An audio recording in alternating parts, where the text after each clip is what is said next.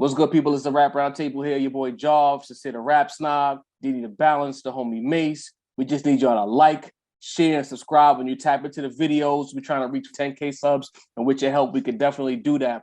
Especially people who watch the videos and don't sub. You watching, we appreciate it, but the subs help us run it up even more. For our people who are already sub, make sure you hit that bell right next to the subscribe option.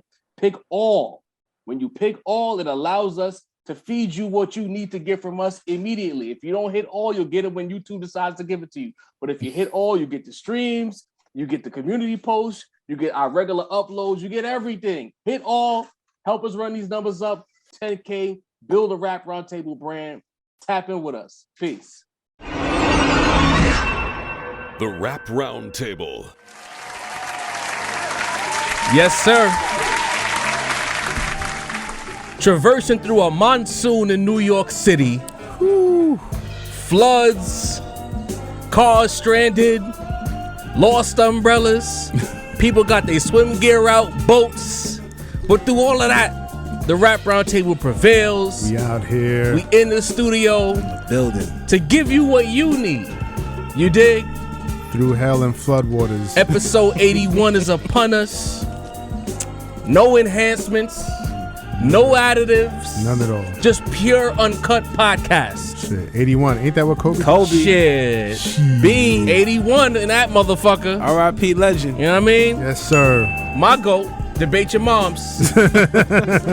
It's your boy Jarv here alongside the Rap Snob. What up, what up? Alongside Dini the Balance. Yes, yes. With you. Macito could not make it through that monsoon, but he's here with us in spirit. Shout out to you, Mace. We know you in the chat. Macito. You can find a Rap Roundtable on Apple Podcasts, Spotify, YouTube, Facebook, Instagram, and of course, Twitter. Run those numbers up. Get our follows up. And like I said last episode, do us a favor. Go to our Instagram, go to our Twitter, hit the follow button on both of those. We approaching 9,000 subs. I'd like our YouTube subs to start matching our Twitter following and our Instagram following. You know what I mean? It's free. We ain't asking you to pay for a Patreon. We just asking you to go over to them other sites and hit the follow button. Show love. You dig? 350 likes at least. There you Bare go. minimums. Roundtablemerch.com. You see the hats are missing because they're moving. Facts. Okay? I got 3 new orders today. Get that. Me? You know what I mean? So the hats are moving. People are going to roundtablemerch.com and running those buys up. We appreciate y'all. Shout out to Josh for getting on my ass years ago. Pause. Like, go get the website, nigga. Facts. You got these fucking hats. I think like 3 or 4 different sessions. He was like, bro, where the website at, bro? This hand-to-hand shit ain't it. We got the website. Progress. And y'all have followed Yes. through and copped up the hats. We appreciate y'all. Roundtablemerch.com. Get your merch. This beat you hear in the background, one of the sincerest classics. Classic. One of his classics. This beat has been placed, actually, if I'm not mistaken. Am I right? Eno, what up? There you go. My favorite sin beat, hands down. You know what I mean? Motivation. Is this not the beat from the very first episode of the Rap Roundtable? I believe think so. it is. Yeah. Man, what a time. What a time. Salute to Eno Abasi, man. Shout out to I make him. timeless music. Holla at me. Shit, cop up, nigga. You shitting me, bro? Facts. I think we covered all our bases. Roundtablemerch.com. 350 likes. Sid makes beats. Holla at me. So, Holla at him. with that being said, We are tonight's entertainment. so this week in hip hop, Kanye West had an abundance of leaks. You know, there was a Jesus is King 2 leak. There was some Pusha T music that was leaked. The original Yeezus was leaked. Yeah. So we were like, you know, where's all these leaks coming from? It wasn't just I think other artists had music leaked as well, but Kanye was the star of the leaks. Pause. Then we go on Twitter. gotta pause that? We gotta pause that. Yeah, You know what I mean? Yeah. Star of the leaks. Yeah, I'd say so. Shout out to you, Joe. Then I go perusing the internet and I see Fred Reck, a person who works with Dr. Dre, says Kanye is a 5150 psychotic, double-crossing, leaking bitch. That's a mouthful. Yikes. Yeah, You dig? So it got me to thinking, if this guy who's in Dr. Dre's camp is tweeting this out, and I'm pretty sure he didn't tweet this out without the green light or the behest of Dr. Dre, Yeah. it gets me to wonder, is sincere, are all these leaks from Kanye West himself? Did he leak his own music? Probably. Probably. Okay. I would say probably so. Look, Talk to me. we all know that everything is a rollout until proven otherwise. You know what I mean? And what better way to get people excited for some new music of you, if you're Kanye, than to leak some old music that people may not have heard of, right? Or, leak some old reference tracks, you know what I mean, to songs that people are familiar with, you know what I mean? It gets the crowd going, it gets the people going, you know what I mean? So, and honestly, I'm not too mad at it, if I'm gonna be honest, because knowing Kanye, if you're Kanye and you're trying to think of a publicity stunt, there's so many directions you could go in.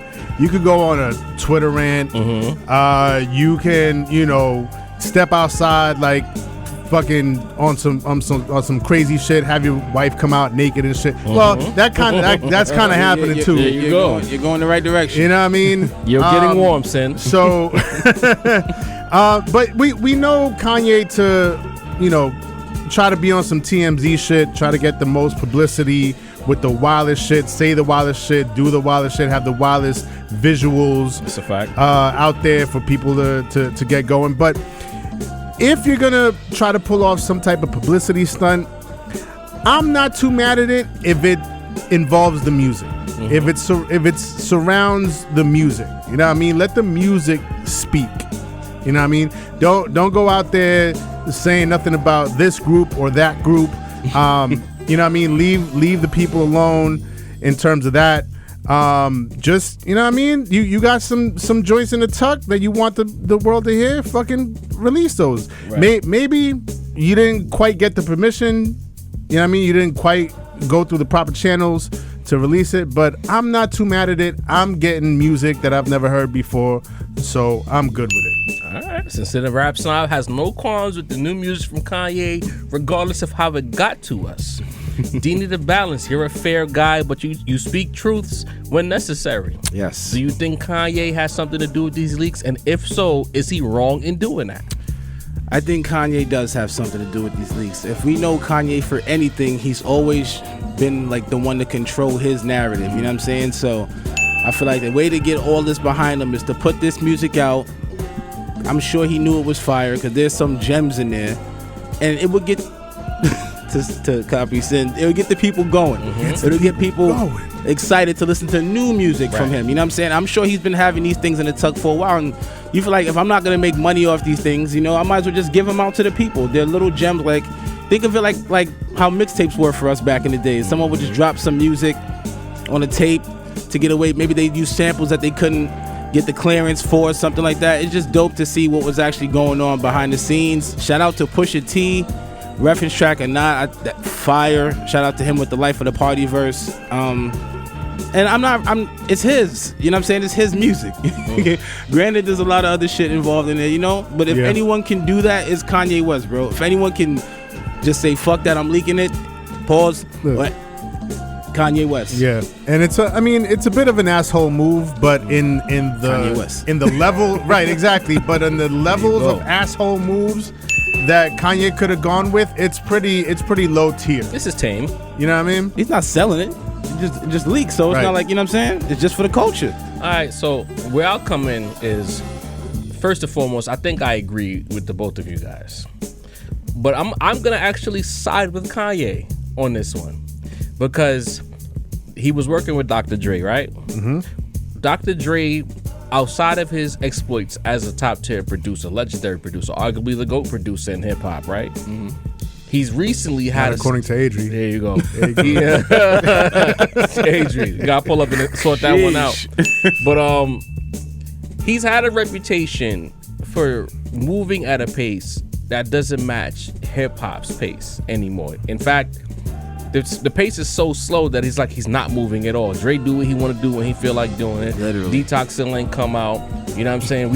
He just move at his own pace because there's no, from my perspective, no urgency, right? Kanye West, even as successful as he's always been, he's an urgent individual. When it's time to move, Kanye's like, we got to get this out right now. Go time. I'm Winston said about everything being a rollout because I do remember a few weeks ago he was on a boat somewhere in Italy getting his dick sucked by his wife. Yeah. He got his bare ass on the boat Yeah. bench and shit. That happened. Then there's always photo ops of them he's barefoot, she's wearing some see-through shit. Yeah. It's the two of them constantly on the scene. I'm beginning to wonder, has he found his new Amber? Fair-skinned, busty, curvy woman that has him doing outrageous shit. The last time he had one of those, we got a classic. Kanye ain't been the same since Amber stopped doing that thing he liked. You dig what I'm saying? Heavy. Do that thing you like. You know what I'm saying? We are still the most dangerous, most inspirational, dangerous. most influential, enhancement free. So, that being said, I'm in full lockstep with Sin. This is a rollout, but I think Kanye did it out of necessity. Because as much as Drake might be helping and this guy on Twitter's mouthing off, I can hear Kanye saying, it's my music, I'm gonna put it out. I can hear it. Facts. Yeah. Why the fuck I gotta wait for you to tell me, Kanye West, when I could put my shit out? Right. I'm not even sure if I like this shit. So I'm gonna leak the whole fucking album. Right. It ain't like he leaked the song. He gave you the whole shit. Everything. Yeah. That's the most Kanye thing ever, bro. Yeah, and if it wasn't him, I'm sure we would have heard from him already. Facts. On Twitter. Like, Who yo, leaked my who shit? the fuck did that? Somebody stole my laptop. You motherfuckers gonna pay? Like, we ain't hear none of that. He'd have been crying. He's being sabotaged. They want me out the way. He put it out, and I'm starting to beg the question. Maybe he ain't like it. He didn't like Dre's approach. So I'm gonna put it out for everybody to hear. So now we gotta do some new shit. Shit, he would have been like, "It's those people. I know it." I can imagine like Kanye's. I'm not gonna say what people, but those people. But what is his name? Let me pull his kid's complicated name dude. up one more time. But it's a grown man. I don't know like how old he is. Fred Rec on Twitter, bro. Don't do that. That's the one thing I don't like. Like, we not gonna pile on. We already know Kanye is bad money out here. But as far as public perception goes. Yeah. So for you to tweet this out and put Kanye is a 5150 psychotic double-crossing leaking bitch, who's this for? Wicked. You know what I'm To saying? the choir. He's preaching to that choir. I'm not Yes. saying it's clout chasing, but it's very cloudy. There's to some of me. us that already know, and we're like, Word. all right. Kanye know that. He don't give a fuck. That's fine. You think know the Kanye's gonna vibes. get What offended? does the music sound like? Right. That's where we at. Kanye's reached a point where there's no offending him. So you can say whatever you want to say. He's still Kanye West. So you gotta relax, bro. I don't think that's a very appealing thing to do. It's not grown man business like, and it's not Dr. Dre aftermath-ish to play this game. Right. We gonna see what it is, but I'm missing everything is a rollout until proven otherwise. And there's always something in the tuck with Kanye. So There you go. Let's move on to the next topic, guys. Aubrey's on tour, as we know. The OVO capo himself is not in the building tonight, but salute to Mace. maybe it's for the best. He was in Atlanta, and he said, paraphrasing, that Atlanta is still the most important city in hip-hop, rap, whatever, and most of the people, or all of the people who inspire him, are from this city. Now I know niggas go on tour, and it's like you go, if you're in New York, I love New York, this is the Mecca. They're gonna cheer. Right. Of course. You go to Atlanta feels like they run rap. Yo, this is the most influential city. So I want to shoot Drake some bail here. He was just saying it to pay homage, not necessarily that he means it, because we know when he first came out, he was a Hov stan. Yeah. He was a Pusha T stan. These niggas are not from Atlanta. You know what I mean? So I fuck what Drake said so much. Is Atlanta still the most influential city in hip hop sincere? Who was it that said this again? Drake? Yeah, got it. Yeah. I mean, it tracks. It makes sense. It makes sense. Yeah, because you know Go on. Drake always makes the most common denominator music anyway. So, you know, what I mean, it makes sense that he would say that. But as far as you know, Atlanta's still running shit. Like, are they really? You know what I mean? Who's really hot in Atlanta right now? Somebody tell me, please. Who's hot? Like, out of all the stars in Atlanta that we've had in recent years, maybe the past decade. You know what I mean? 21. Migos. Yeah. All right, 21. 21 is hot out there. Who else? Future.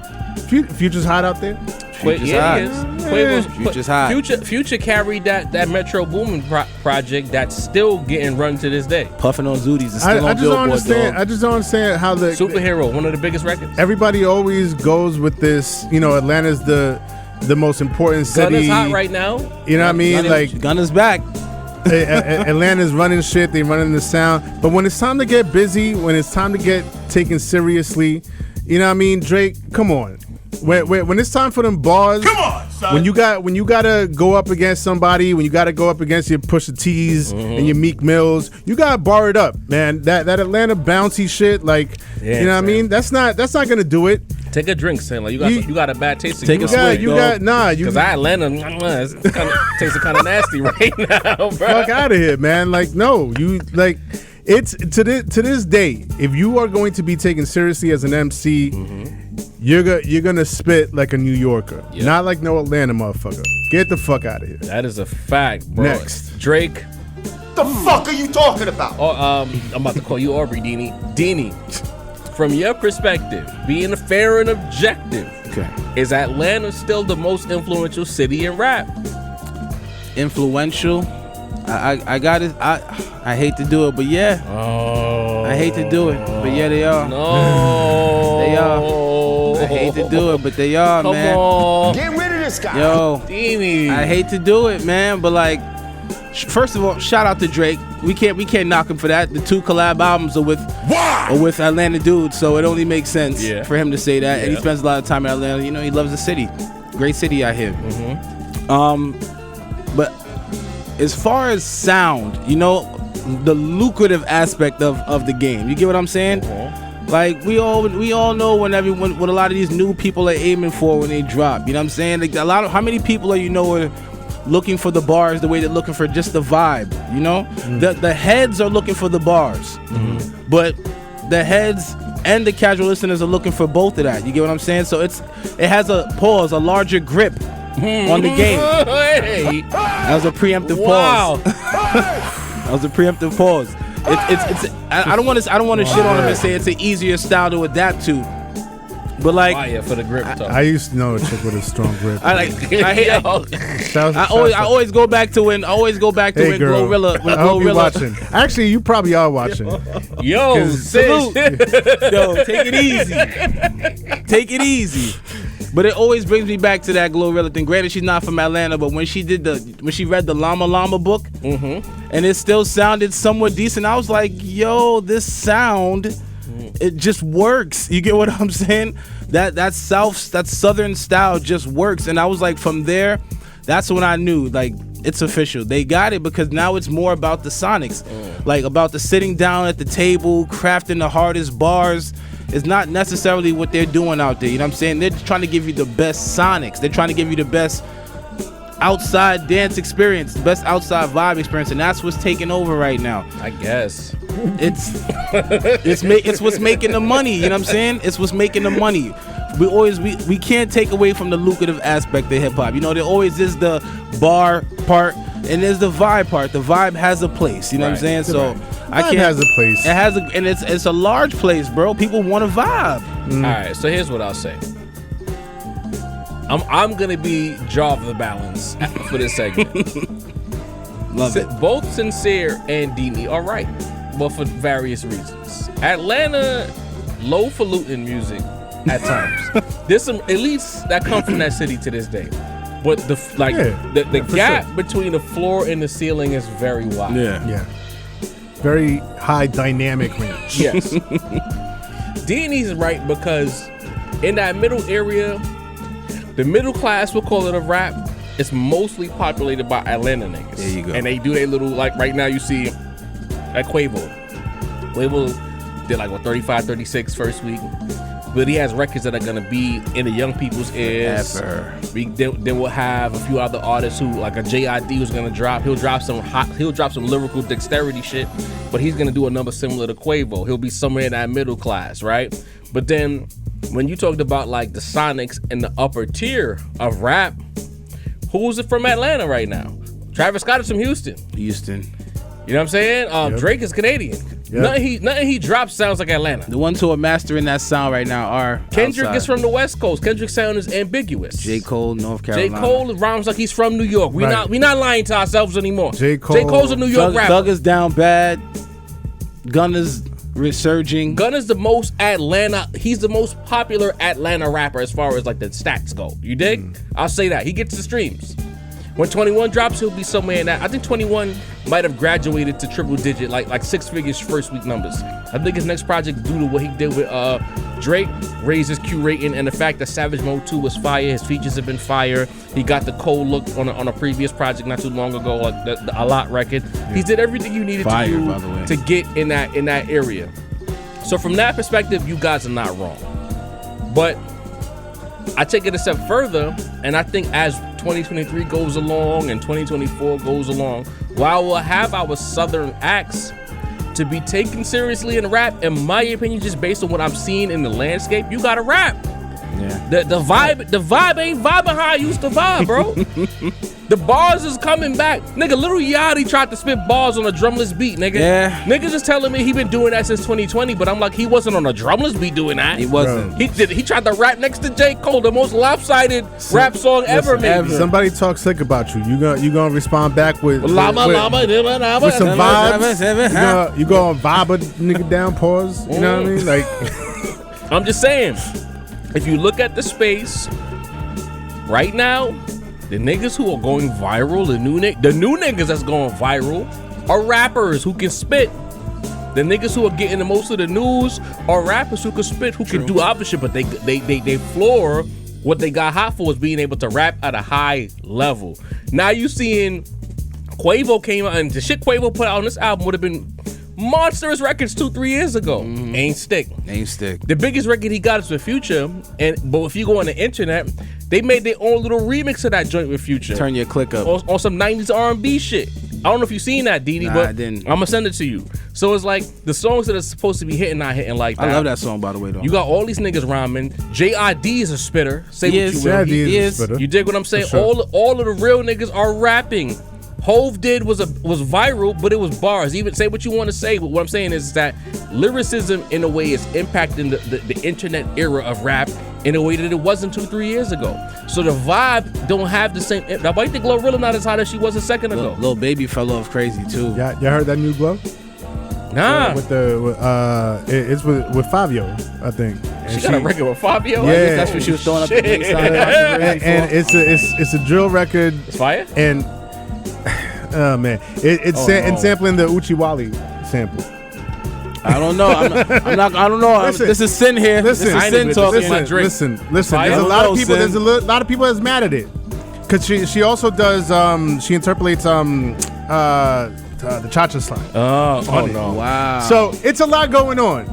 As far as as sampling the Uchiwali beat, as far as taking classic samples and putting them on a more modern production, this is not the most egregious example to me. I listened to it, I was like, it kind of goes, because the Uchiwali sample on some drill drums and drill bass is not so bad to me. You know what I mean? But the everything else that was going on, the cha-cha slide shit, like But it just goes to show you that a lot of these newer acts who are getting cold, they're searching for something and they're not finding it.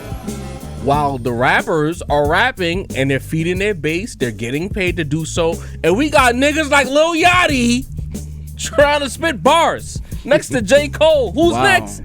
Quavo? Wow. Is Quavo gonna change his flow? Who? Because we got we got fucking Offset doing Michael Jackson tributes in this video. Quavo's not changing up.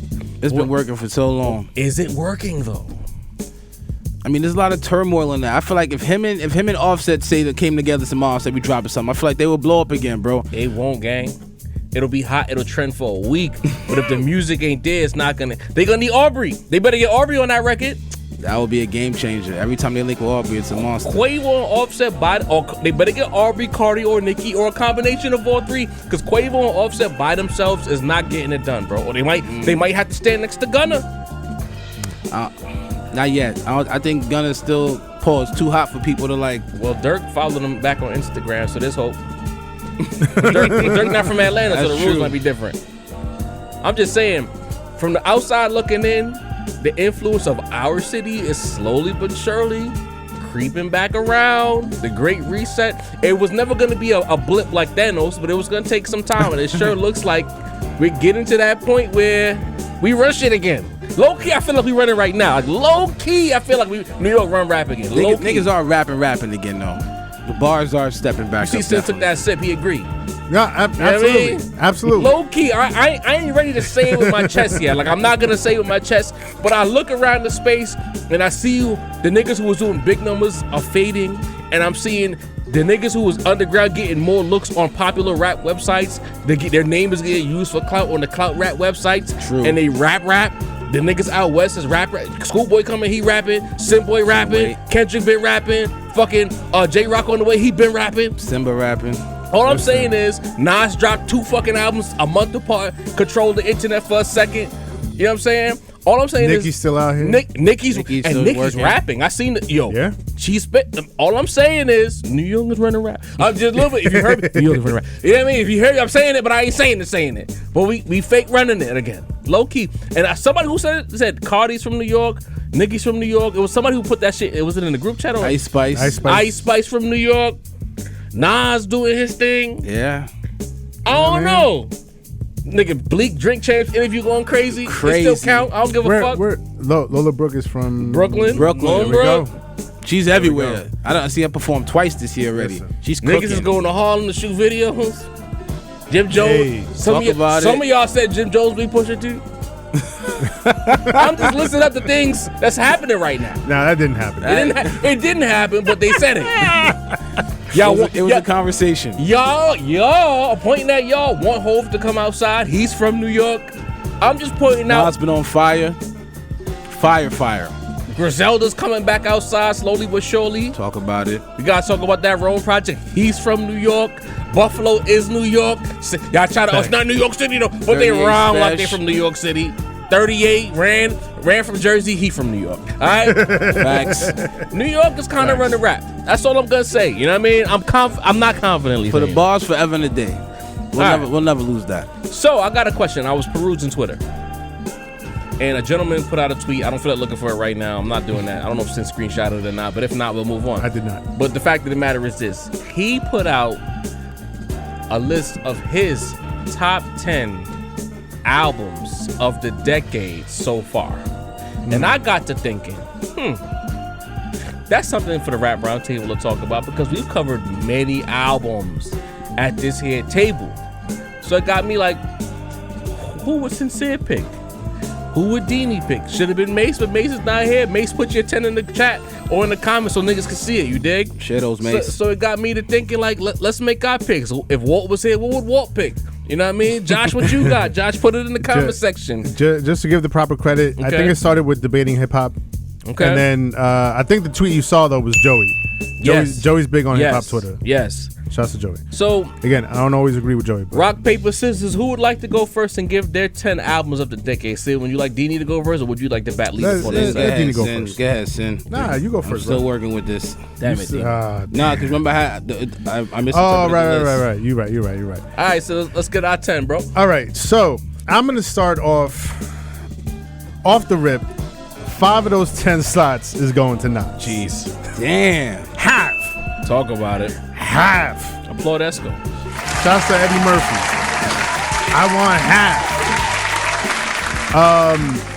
Yeah, and the 5 out of the 6, y'all know which ones they are. Y'all know which one is not there. Y'all gotta know. Jeez. So the 5 out of the 6, KD1, KD2, KD3, Magic, and Magic 3. Now, it was a crazy day today here in New York. You know what I mean? It was like the Red Sea out here. You know what I mean?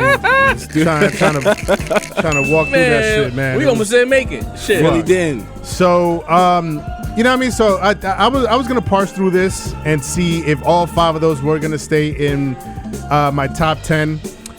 So I'm gonna have at least another 4 that are definitely in the top 10. And then there's going to be a few other ones that might be honorable mentions or might make the top 10. We'll talk about it, right? But besides those Nas 5, that's a strong 5. Heavy. We definitely have Freddie Gibbs and Alchemist Alfredo. That's definitely in my top 10 for the 2020s. Not mad at it. Rock Marcy and Alchemist again. Alchemist been heavy the past few years. Oh, you know really what I mean? love that album. Either Elephant Man's Bones. that's your joint. love that album, bro. Love that shit. That's one of the reasons I might have to go see him at Le Poison Rouge. Shouts to Ransom and Rome Streetz. Coup de grace. Yes. Salute. That is absolutely in my top 10 for the 2020s. And I got to do it. I got to keep it real with myself. I got to be keep honest. it P. I got to keep it Shout P. out Atlanta. Kendrick Lamar, Mr. Morale, and the Big Steppers. Wow. You know what? You guys have really, y'all have really gotten in my brain and y'all fucked me up because it takes me so long to figure out the It's us. actual title sometimes. It's not us. Damn, It's your it's Mr. subconscious. Morale. I be wanting Mr. Mid and the Say it. Mid Steppers. Say it. Mr. Morale and the mid Big steppers. Steppers. In the mid. Mr. Mid and the Mid Steppers. Say it with me now. Listen, shouts to J. Cole for that bar that might have been at Kendrick. We don't know. So those are definitely in my top 10. That's 9, right? So there's a few other ones that are in contention for that last spot. I'm trying to think if I want to take any of the Nas, right? Because I mean, five is a lot. That's greedy. Nas, you greedy, bro. It's your truth, nigga. You mad greedy, bro. That's just dropping Basketball season. 6 albums in 3 years. Like you wild out. Trying to decide between Joey Badass 2000. I love that album. Larry June, 2 Peas in a Pod. Not the Alchemist joint. It was a different one. West Side Gun. He had Pray for Paris, and he had Side A. And shouts to Mace because Mace is usually the flip flopper here. But after the discussion that we had at Platinum Sound, Yeah. I went back and I was like, nah, let me listen to Pray for Paris again, and then let me listen to Side A again. Side A is crazy, bro. Crazy. But HWH Side A is crazy. So that's a tough one to call between those two. And shouts to J. Cole. I love the off-season album as well. I don't know if that's gonna make it, but out of those 4, who am I going with? Joey Badass. I'm gonna give it to Joey Badass. 2000. Yeah, 2000 was fire. That was a crazy record. That was a crazy album. And it didn't get the attention it deserved. It didn't get the acclaim it deserved. Yeah, that's definitely up there. So that's my 10. All right, so y'all heard Sincere's 10. Deanie's getting his list in order. So while he's doing that, make sure that y'all hit that like button. We need 350 likes. Hit that subscribe button. Get that notification bell. Get everything you need. And roundtablemerch.com. You see it at the bottom of your screen. You see it. It's right there.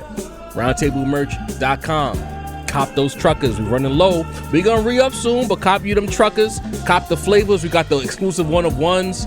Get you one of those. And we got the t-shirts coming real soon. And let us know, thumbs up or thumbs down if you need them hoodies. Should we just expedite the hoodies right now and just skip the t-shirts? Get Rap Roundtable hoodies? Let us know. It is hoodie, getting hoodie cold season. outside. You know what I'm saying? Yeah. Let us know what we need to do. You dig? Burr. You still getting crate? I'm ready. You All ready? right. So now that Deanie has his list ready, also make sure y'all put y'all 10 in the comment, not the chat. Put your top 10 of the decade so far in the comment section so we can see it, review it, and highlight some in the next mailbag. Deanie the Balance, Cook. All right, so all these albums that I picked, I really got to sit with, and I really appreciated them. You know what I'm saying? So we're gonna start with number 1, Forever Story, JID. Okay. I supported Wait, this. really? Yeah, You've come around. yeah. I was actually Wow. during the run. I gave it the biggest love though. You did. Well, I'm shocked though.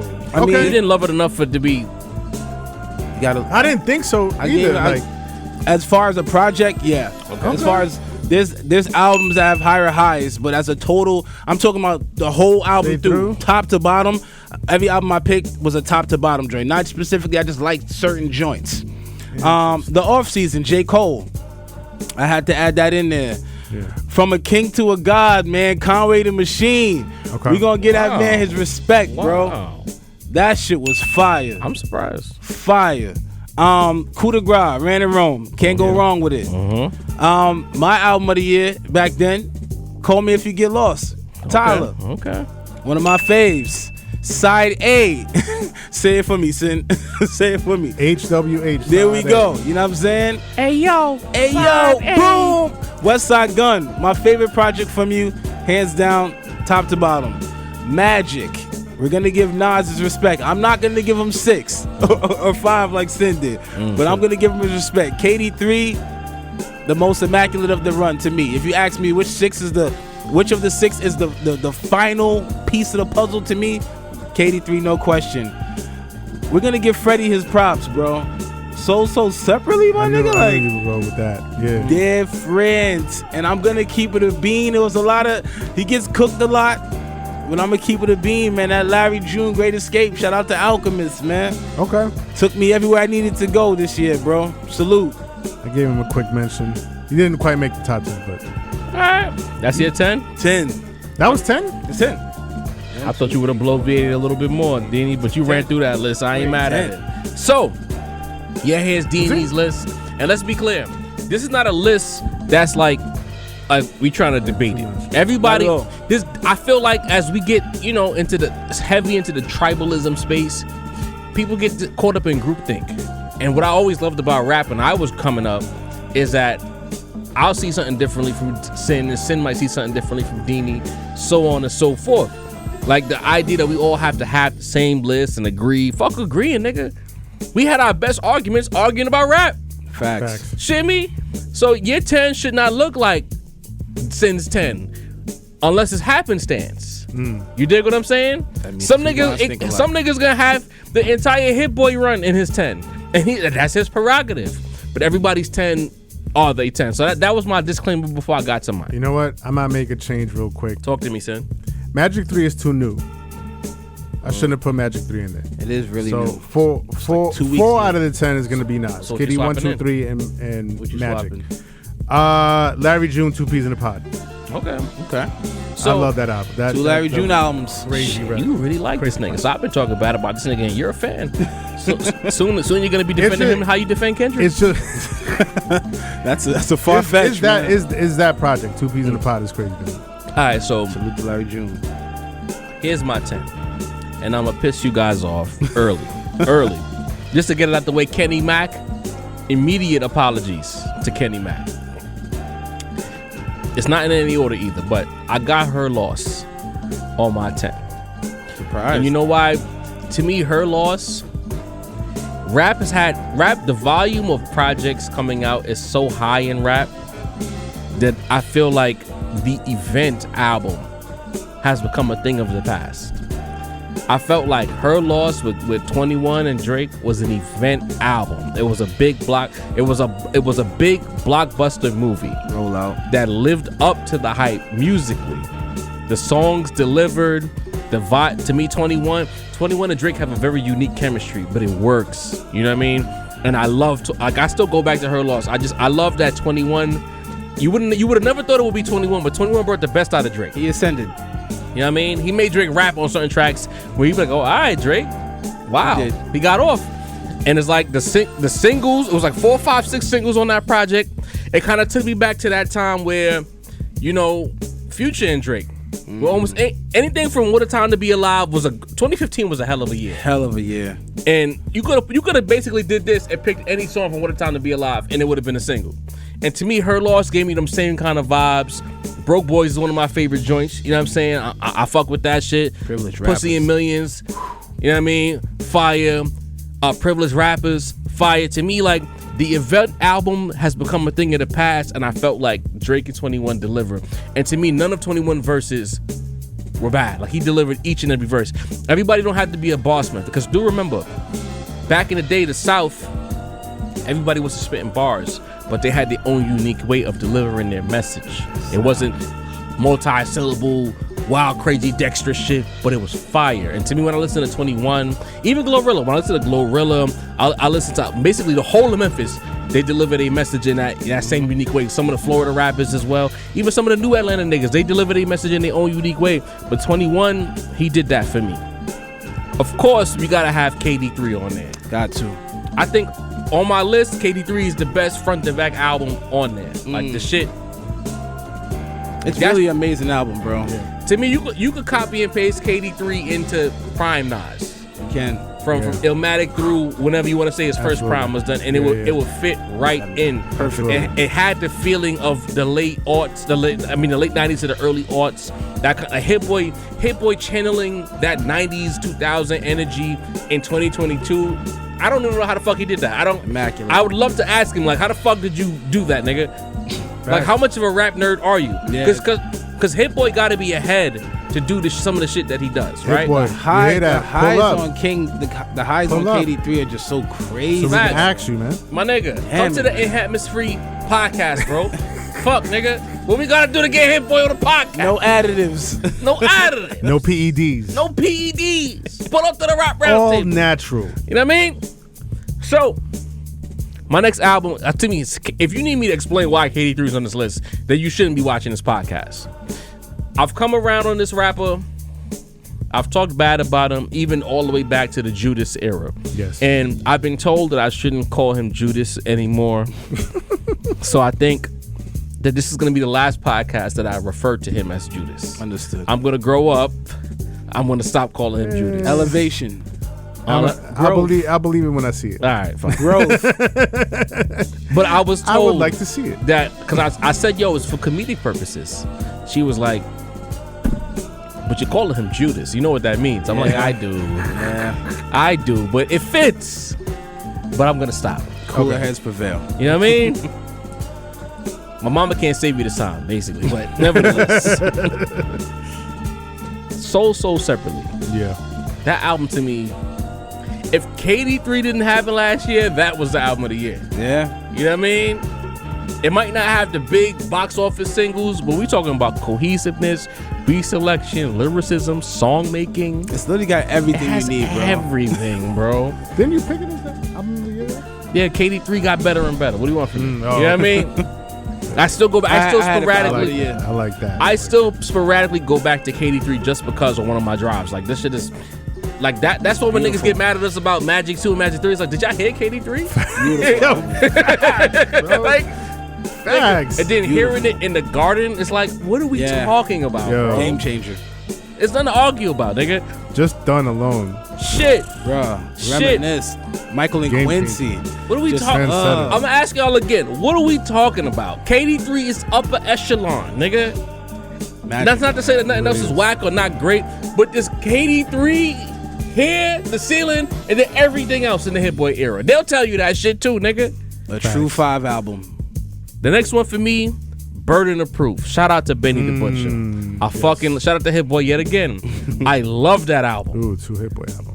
And the main reason why I love that album is because that was when I was like, oh, Benny's ready for that ascent. Because fucking for Hit Boy to do everything Griselda did sonically and put it on steroids.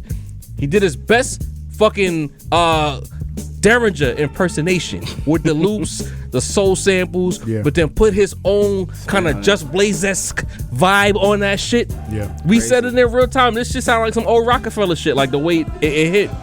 Benny was spitting. Even the Wayne feature, all the features landed, and then you have the joint War Paint late. Honestly, it ain't not like a late album cut that has no business being that fire. This shit was like the third to last track, and it was like, this is what we get. Yeah. And I said, and I still send it to me, War Paint's great. that was peak Griselda.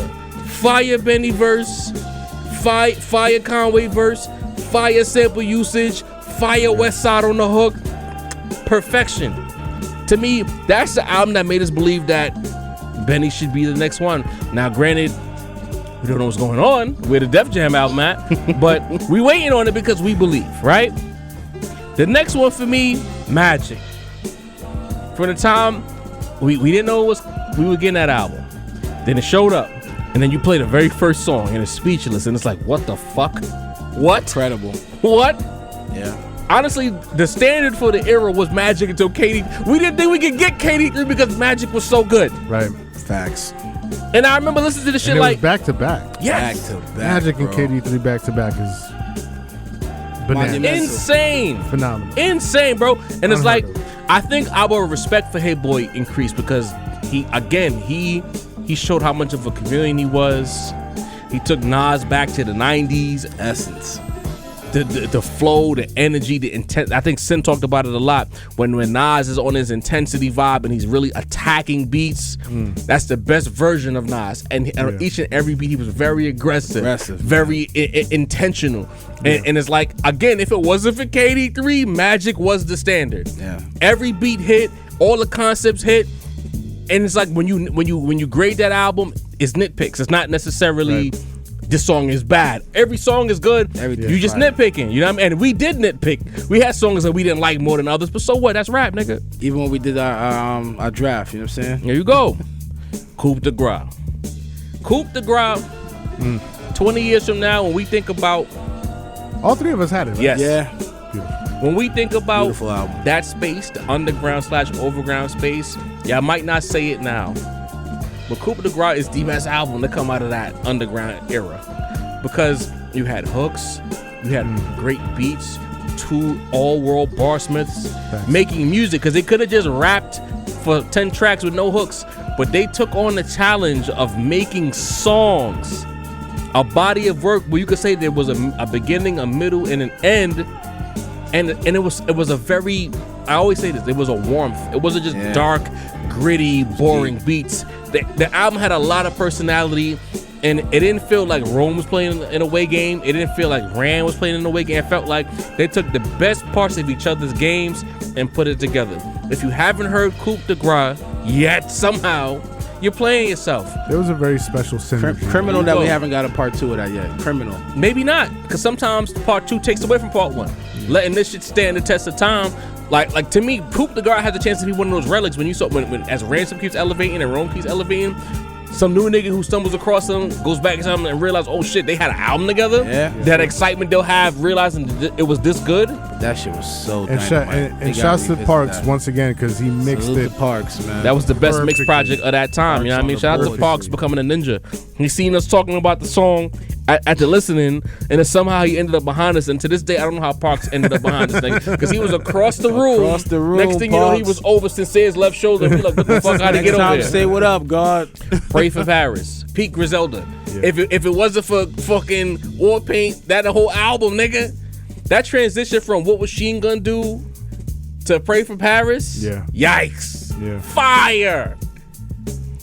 To me, I think we got spoiled with that album. We didn't know what we had until we listened to some of this other shit, and it's like, damn, that album was really, what the fuck was West on that? You know what I mean? A lot of people feel that's his purple tape. It is. It ain't no argument.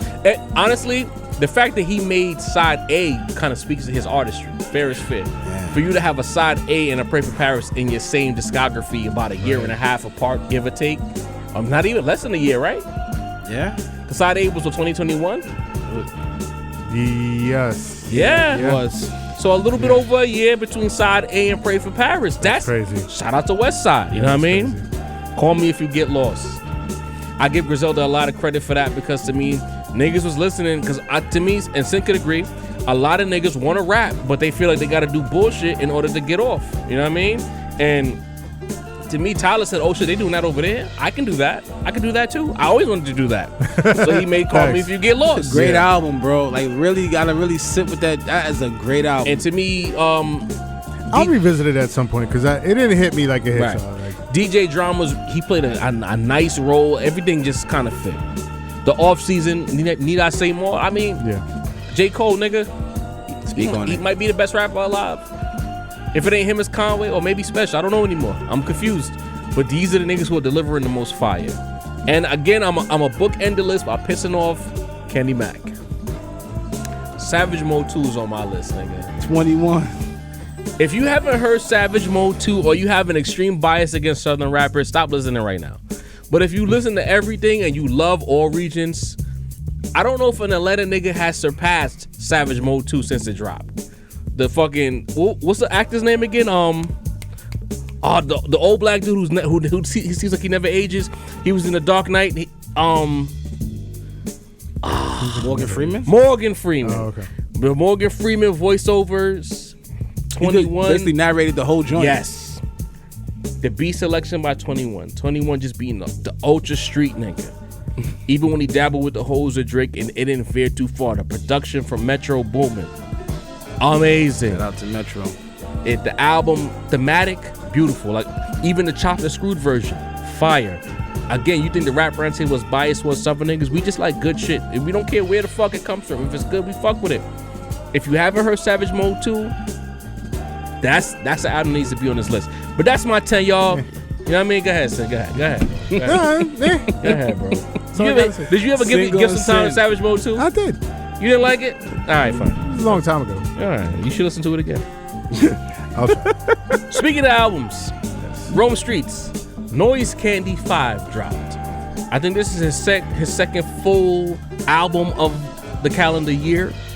He had the joint with Big Ghost earlier in 2023. Rome wasn't now day. this is mostly powered by Wavy the God. I think Conductor's on here, but I think Wavy did most of the beats. Do you need a balance? What are your takeaways from Noise Candy 5? I'm happy. Okay. I'm happy. Let me get to the track list. All right, we start off with Second Seizures, bro. Like, so I love the way it starts off. I feel like if you're not a fan of drumless beats, listen to Rome Streetz on a drumless beat, bro. Like, drumless beats are basically made for rappers who like rap, you know, like who just punch in, and he punches. Hell Backwards, also with what's that song? Oh. The one with Joey, Fire for Your Idle Mind. Yeah. Thought they were good records when I first heard them. Yeah. Sound way better in the flow. In the album. Yes. Yeah. Way better in the flow. Stunner. Shout out to the double time flow. Rome, I need more of this, man. I need more bounce. I need more showing that a rapper, a nigga that has bars. You want Rome in the club? Yo, why not? Why not show that a rapper who has bars can actually still make records that move units, bro? You know what I'm saying? I just thought that was a fire record. Accurate with Currency. Great vibe. Not my favorite record, but a great vibe. I wanted something a little stronger from Currency on that. Pocket Full of Beans with the reggae sample. You add a reggae sample on the intro, you already got my attention. You know what I'm saying? Pocket Full of Beans is fire. Double time flow. Bar work was crazy. It was basically giving me glimpses of what Rome could be if Rome actually was trying to, like, you know, let me actually show niggas I could be a little more dexterous with this. I don't just have to bar you to death. I could bar you to death, still make an album, still make music that you want to vibe out to. The vibe is important, y'all. You don't always got to just be dancing all the time, but it's one thing for the music to just put you in that zone. That's important. Black Magic, some of the best bars I heard all year, no question. Facts, Action, Venom. Shout out to Riggs. I didn't know much about Riggs. I am introduced to Riggs off of this. I thought that was dope. Heartbreak Hotel, Pro Call, great, man. Shout out to Rome. I'm glad you stepped out of the box, bro. I've been asking for this for a while. We've been asking for this for a while. We wanted to see what he could do when he steps outside of I'm just trying to kill you lyrically. And I thought he did that on this project. I thought it was dope. Yeah, Sam. Yeah, man. I'm just gonna go through this quickly. It's a strong project. You know what I mean? Like Deanie said, he definitely stepped outside of his comfort zone a little bit more, which I love to see. You know what I mean? I remember, you know, we was telling Conway through the camera, through the podcast, like, Conway, like, you know what I mean? You got to step outside the comfort zone a little bit. You know what I mean? Try different flows, try different, different vibes, different emotions, different, you know what I mean? Different sonics. Introspection. You know, exactly. And earlier this year, you know what I mean? He gave us a project that delivered on a lot of that. You know what I mean? And so I want the same for Rome. You know what I mean?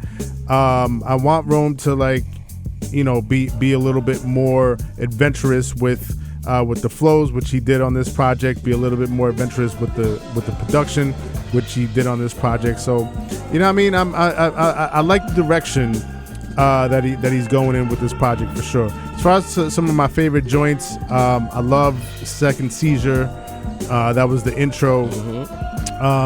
Definitely, you know, definitely on the drumless side of things, but you know what I mean? Like, there's definitely drumless beats that knock somehow. You know what I mean? There's no drums, but somehow in the swing of it, you know what I mean, or the way the bass hits, proper loop. Like, it still makes your head nod. Pause.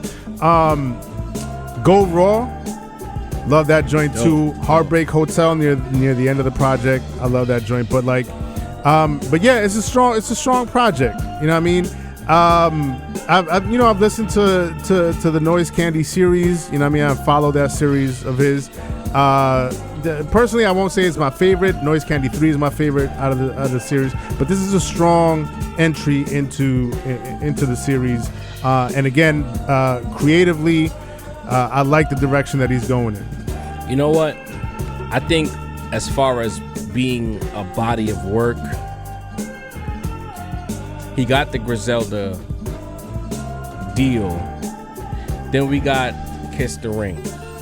And instead of, sitting on his laurels, resting on his laurels, right, he's decided to try to push himself even more. We seen the Kiss the Ring tour. He's literally all over the globe. Yes, sir. Facts. Then we got the joint with Big Ghost. Then we had a couple of Lucy's throughout the year. Yeah. Then we get this project right here, right? Noise Kandy 5. And I like this project because you could see that he was trying to step outside of his box. And I think part of it has to do with the fact that while he is signed to Griselda, this wasn't a West Side Gun project. Mm-hmm. This was more in-house. This was the Rome that we got before the Griselda deal. If you know as far as who are the people who are in the production rooms, the A&R, so on and so forth. Those people are the people who were part of this project, and you can hear the sonical difference in the approach from what West Side might have curated to what his in-house team might have curated. So that was the first standout for me. Then we have the joint with Boldy. I'm pulling up the track list right now. I'm pulling the DME. That was stunner. To me, I was expecting Boldy to be on his usual Boldy shit, but the fact that he stepped outside of the region, everybody who else was on that track, I feel like it was like a bunch of Detroit niggas. I don't know. I could be wrong because I can't make out every accent, but it seemed like it was a bunch of Detroit niggas and Boldy on that Rome project, and everybody delivered the double time flow, the unique vibe, and then Boldy even getting out of his usual comfort zone and delivering a fire verse. We had somebody in our comment section say that they believe Boldy was the best rapper in Griselda. And I'm like, Boldy doing this, I can see why a nigga might say that. I'm not saying I agree or we agree, right, but Boldy showing that level of dexterity that we didn't know he was capable of. To me, like, I like that the album, like the beat for beat, it wasn't like the same loop. Facts. Loops, dark, boring, drab. He tried to go more in a sinister lane, dark, but not boring ass loops. I can appreciate that. Right. And lyrically, he's even better than ever. He's sharper than ever. And I felt like when he first got on Griselda for a second, I could be wrong. What do I know? I'm not a rapper. But I felt like he was over rapping. Like it was too many words per bar. It seemed like he kind of scaled back and he's starting to refine that pocket that made him the #1 underground nigga in the world prior to the Griselda deal. Facts. He's starting to sound like that Rome again as far as the bars are sharper. He's not I felt like when he got that Griselda deal, he was really rapping his ass off to show niggas that I'm him. I deserve the deal and I'm him. Now, I think he's refining that comfort zone where I can tighten up the bars, close out beat the drum up, I should say, the right way, because sometimes the drum would be here, but the bar that he would end the bar somewhere over here, and it's like, yo, you're supposed to stop it right here. Yeah. I think he's starting to everything seems tighter. I like the beat selection. I like the little skits here and there. Shout out to Coach A&R Coach. Salute, you know what Coach. I mean? I love what this project is doing, and it just makes me even more eager to be like, all right, what's next? What's next? If you're doing this double time shit, and as an artist of his stature now, we see on Twitter he's getting niggas doing their own remixes. That means even more producers are setting in various beats. Good or bad, right? Right. What's next for him? Is he gonna try different sonics? Is he gonna leave the sped up samples alone? Is he gonna try some other shit? Is he gonna go in the rose lane and go more lush? You know what I mean? That's the Rapper best part estates, about it. You never shit know. like that. So I'm curious. He's nice enough to go into all of those bags. I'm gonna just talk my shit because I'm nice enough to go into all of those Come on, bags bro. too. Talk about it, You know what I Sin. mean? It's time, bro. I got beats for everything. Rome, you know what I mean? holla at You him. hear this fly lifestyle shit in the background, but I definitely got some gutter shit in the tuck. I got Man, some mad fly drumless. lifestyle. That would be I got a some- game changer. I got some- Rome on a Sin beat. I got some drumless shit that nobody's heard because like, Crazy. a lot of y'all motherfuckers here don't fuck with the drumless shit. We like drums. But shit, Sin but, got heat on the drumless joints too, bro. Yo, that's a fact. All I'm saying is this. Rome, since it's right here, we know you got different sounds and aesthetics that you're gonna, because based on the conversations we had with him on wax and off wax, he's a very competitive artist who wants the best for himself, and he's prepared to challenge himself. So I'm really curious to see what's next for the Rome Street story, and I'm excited. If Noise Candy 5 is an indication, and the project he did with Big Ghost earlier this year, sky's the limit. What's next? Yeah. We here for it. Sincere Makes Beats. Holla at him. You know what I mean? Holla. Rose and Meek Mill. You know, I'm gonna lead off on this segment. I'm not gonna talk about the song so much, but I'm gonna talk about something else. Meek Mill is as cold maybe as he's ever been as an artist. I think he knows that too. This is not a shade, because Meek, I'm a fan of Meek. But when he reached out to his fans on Twitter, like maybe 6 months ago, asking them like, what do you want from me? What kind of Meek, which Meek Mill was your favorite Meek Mill, something to that degree. He knows that to a certain extent, niggas is not, the energy is not the same anymore, right? So of course you go back to what works. I said this. Seeing a lot of that. You see what I'm saying? I said this on the lunch hour. Yeah. Where when things ain't going how you want it to go, you go back to what works. So I think I give Meek Mill credit for understanding and having the self-awareness that it's a little cold. So let me get back with Rose. Rock Nation Meek don't exist no more. He don't even wear the chain. He's back with the Mailbag God. Shaq and Kobe drops. Sincere the Rap Snob. What are your thoughts on Rose and Meek back together? You love to see it, you know what I mean, on the one hand, but on the other hand, it's like it's a lot of high expectations. They got classics together, bro. Like I'm a Boss, crazy, Stay Scheming, ridiculous. You know what I mean? Nah, Meek wasn't on Skate. Oh no, Tupac you're right. Tupac back was a Tupac, fire yeah, game. there we go. They scheme with French Montana. There you go. Yeah. So to see them get back together, it's like, you love to see it. You know what I mean? Let's make that magic happen again. But then you hear the record, and it's a good record. It's not a bad record at all. I listened to it. My head was not in everything. But is it that? Is it that magic? Is it that same? You know what I mean? And like you said, Jarv, you know, when things aren't quite going the way you would like them to in your career, in your discography, you know, you start thinking like, yo, like what was really working? What gets the people going? You know what I mean? Yeah, Rick Ross and Meek Mill definitely got the people going back in the day, right? And I don't want to say back in the day; it wasn't that long ago. But it's a good. It's been a little minute though. I'm a Boss came out what year, bro? 2012, 2011. Yeah. Long time. It's been a minute. Wow. So yeah, I mean, it's a good record. I like it. I like the beat. I love the drums. It's a classic drum break. No sample snitching, but like, if you listen to that record and go back and listen to Incarcerated Scarface's same drums, go back and listen to Main Source. What's the name of that song? Fuck it. Same drums. Somebody in the chat, let us know. Out the Front Door. Yeah, that's what it was. Life is Mine by Nas, so you can hear that. Yeah. You know, so I was a fan of the production. You know what I mean? But it's a good record. It's nothing crazy. It's nothing to call yourself Shaq and Kobe. That's a bit of a stretch. You know what I mean? Overstating it a little bit. But it's a good record. What do you think, Deanie? When I listen to Meek Mill, I listen for raw energy, man. Just raw energy. When I listen to Ross, I listen for that motivation, that inspiration. You know what I'm saying? When I listen to Shaq and Kobe, I feel like Meek delivered on his half of the bargain. He got on the track. When Meek gets on the track, even if it's a dark track, he just delivers a certain kind of brightness to it. You know what I'm saying? Meek just has the sonics to do that, and I feel like he did that on this the Kobe track. The other joint that they have the video coming out for, when they have one, like when Ross has on the Lakers. Where was that video shot in Harlem? Harlem. New York. Big New York City. Yes, sir. You know, I feel like the energy was lacking on that. And I feel like when I listen to Ross, like I'm not. It's been a while since I listened to Ross, and I got that motivation. You know what I'm talking about?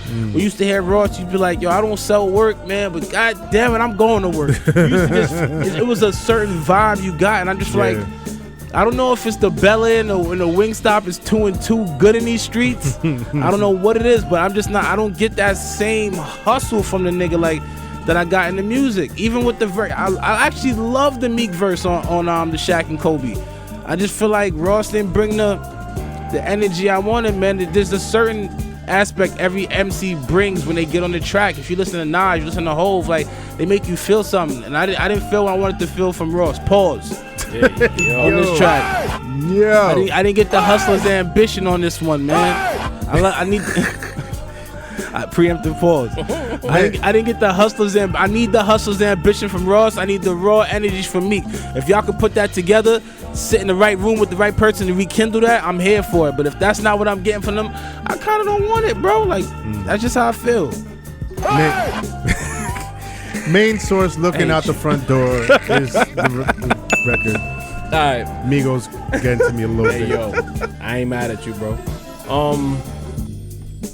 The thing is, the first thing off of Shaq and Kobe, when I hear the beat, if I want to hear that particular Scarface sample used, we heard it done properly already with Mobb Deep and Nas. It's mine. We heard it already. But the beat, nevertheless, is still good. I got to find out who produced it. If you know who produced it, put it in the chat. He said ATL Jacob. ATL, okay. So shout out ATL Jacob. Hell of a beat. You know what I'm saying? And I like, you know, Rose, if Rick Ross is involved, beat for beat, I don't think there's a better beat picker in rap history, including Jay-Z, than Rick Ross. I'm putting him up there. That's a good take. If you're just going strictly on Sonics, maybe Kanye, but Kanye makes his own beats or he curates his own beats. So I kind of grade him on a curve because he's in the room for everything that happens. Rose is at the behest a lot of times of producers, so he's going to Josh, Sin, Deanie, and saying, let me get a beat from each of you niggas, and he finds a way to pick the best possible beat 9 to 9.5 times out of 10. So go ahead, Sin. Better than Jay? I'm putting him above Hove, huh? Damn. Jay has picked some wacky beats if you look at it from all Josh time. agrees. Like Annie would be like one of those beats you'd be like, shit. Rose's not picking Annie, bro. There you go. That and he did what it was supposed to do, bro. It did. Like, We talked It about did what it it was the other supposed to day. do, but that was for the white people. That wasn't for us. You know what I mean? So, to me, like, my even Hustling, the very first major single, that beat was hard. yeah. The run, Motivational. he made the run as a household name for like 2-3 years. We don't get Clapping Revolving from Dipset without Hustling from Rose. You dig what I'm saying? Mailbag won. That beat, we didn't know we wanted that beat until we got it. And Rose picked that and then knew that Hov needed to be on it. Beautiful. Rose, best beat picker. But on this song, they say the title is Shaq and Kobe. This record is more like Paul George and Kawhi. Oh, God. Damn it. It's more like Chris Paul and Harden. Almost got to the finals. Sheesh. He didn't get there. You know what I mean? Who's another tandem? This is like Jeff Teague and fucking Damn. what's the name from Florida? Al Horford. Damn, you know what I mean? Johnson. This is right. This is Joe Johnson and Amari Stoudemire.